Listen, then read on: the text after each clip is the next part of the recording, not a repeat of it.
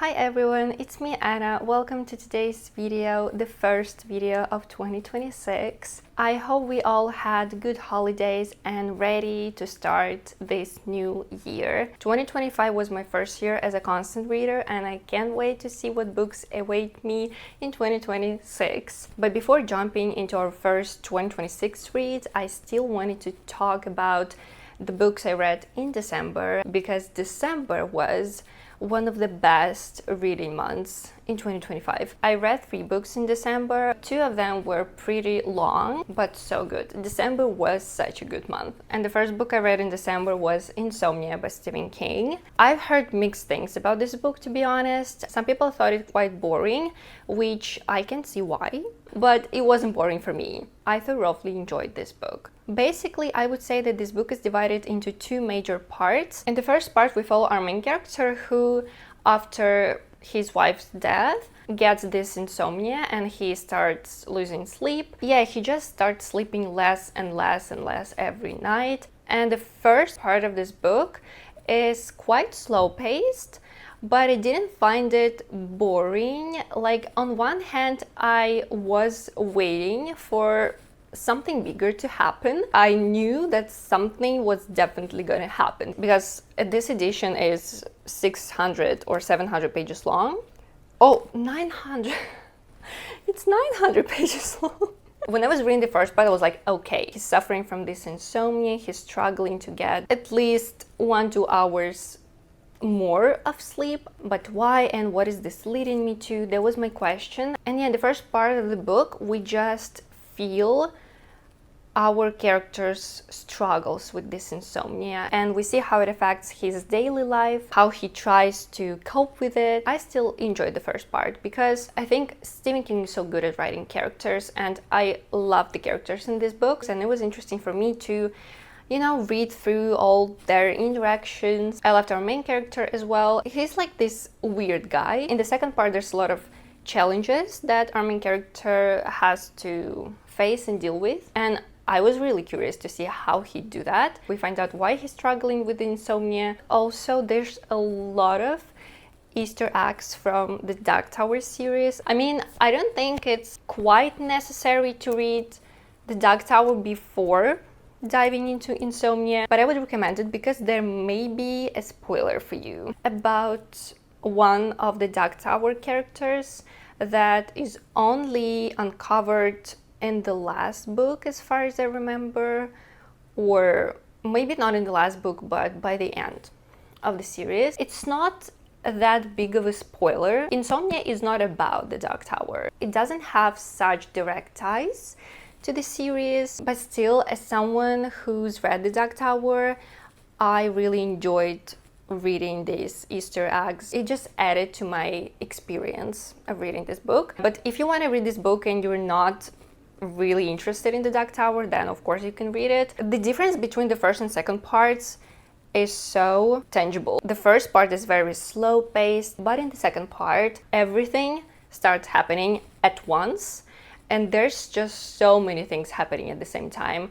And as you keep reading, there's more things to follow. I was just so confused, but in a good way. I understood everything and everything was pretty clear. It was just a lot. I didn't give this book a 5-star. I felt like some things were just thrown in for this feeling of symbolism, if you know what I mean. Of course, most of the things that started happening at the end of the book made perfect sense, but some of them were so sudden. But it doesn't mean that they make the book worse. In fact, it was really fun. I personally love symbolism in books, and I love when some things are not perfectly clear and you still have something to think about after finishing the book.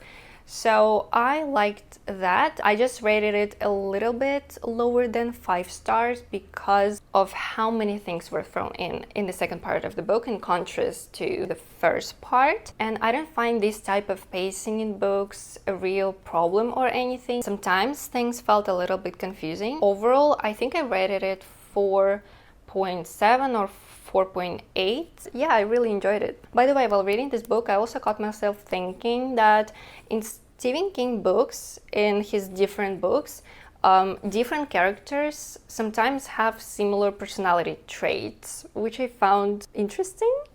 And yeah, that's just what I noted in my head while I was reading it. The next book I read in December was a 5-star read for me. It's The Survivor Wants to Die at the End. This is the third book in an interconnected standalone series, and if I'm not wrong, this one came out in 2025, so it's pretty new. I read the first book, which is They Both Die at the End.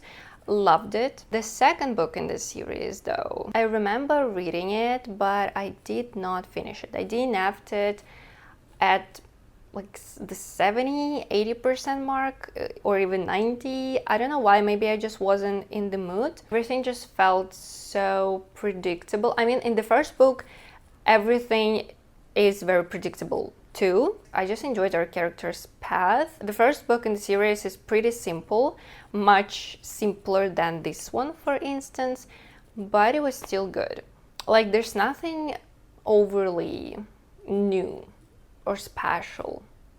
You know what? I would say there's nothing overly new in the first book in the series, but special, yes, a little, I think. The second book I DNF'd, but I know what happens there because I read the majority of it. So all these 3 books are basically standalones, but they're interconnected. Of course, if you're interested, I would still recommend you read them in order, but it is not that necessary because in this one, for example, the author tells you what happens in the second and even the first book through the story. We just meet some of the characters from those books in here and we know their background. So yeah, not necessary, but to me it just felt so good reading again all those Easter eggs, knowing these characters. I think it just may have a stronger impact on you if you're already familiar with them from the previous books. So first, you definitely need to look up the trigger warnings to understand if you really want to read it. Yeah, I just wanted to say that this book, as well as the previous ones, deals with some really heavy topics. So basically, in this book, we follow 2 characters. There's several POVs in this book, but there are 2 main POVs of our 2 main characters. And in this universe, in this series of interconnected standalones, there's a so-called Deathcast. Deathcast is the company that provides people with the date of their death. So every night, the workers of this company have a list of the people who are gonna die within the next 24 hours. And their duty is to call them and tell them, hey, you're gonna die within the next 24 hours. Here's my condolences, a list of the things that we can provide you with on your last living day that can help, live through your last day as happily as possible. And so one of our main characters is the heir to this Deathcast company. I am just obsessed with this world. I'm obsessed with this concept, with this universe. Since we follow the heir to Deathcast in this one, we just dive deeper into their system and how they work, how they operate, their office, their employment system. And from the heir's perspective, it was so fascinating to read. On one hand, this book deals with such heavy topics that sometimes you might find yourself really stressed out because of all the things our main characters, especially one of them, is dealing with. But on the other hand, this book is written in such a humorous way. I was laughing out loud. So the author really tried to make it an easy read while at the same time exploring these heavy but important topics that a lot of people deal with daily. So yeah, I really appreciate his books. I think as an author he does a great job trying to sometimes make things positive, sometimes just keep them real as they actually are. I think this book classifies as YA fiction, but there's still like some elements of sci-fi or fantasy, something like that, right? Because of this Deathcast company. One of the main characters, I just found it really interesting how the author created these parallels between his acting career, because one of our main characters is trying to become an actor, but at the same time he's suffering from some psychological disorders. And I just found it, well, at times quite sad, but at times quite interesting in terms of storytelling, how his acting career was compared to his applying his acting skills in real life to real situations, how he was constantly pretending to feel a certain way while feeling quite the opposite. Like, again, quite sad that he had to do that he had to pretend, and that the people he was pretending in front of actually believed him. But still, I just loved this aspect of this storytelling. And speaking of this universe and the world building, there's also a lot of other cool establishments and things that have their own names. I think this author has such a cool way of naming stuff. Yeah, I love this book. And the last book I read in December was also a 5-star. I told you it was a good reading month. Was A Song to Drown Rivers. I never actually planned to read this book in 2025, but I just happened to see it in a bookstore in Malaysia while I was on vacation there, and I thought, why not? It's a hardcover as well. And yeah, I've never seen it in Indonesia where I live. I now can't imagine my life. I can't imagine myself as a reader without this book. It's based on Chinese mythology. So this book is about one of the 4 beauties of ancient China. And a number of years ago, there was a war between her kingdom and their enemy, basically. And so our main character's side lost. And one day she's found by the military advisor of her king, offering her to infiltrate, to go to the enemy's kingdom and seduce their king. And so that's how the story begins. I don't even know where to start with this book, honestly. I enjoyed every single word. It is so beautifully written. The atmosphere was conveyed so well. This ancient China, their traditions, the manners, the way they all behave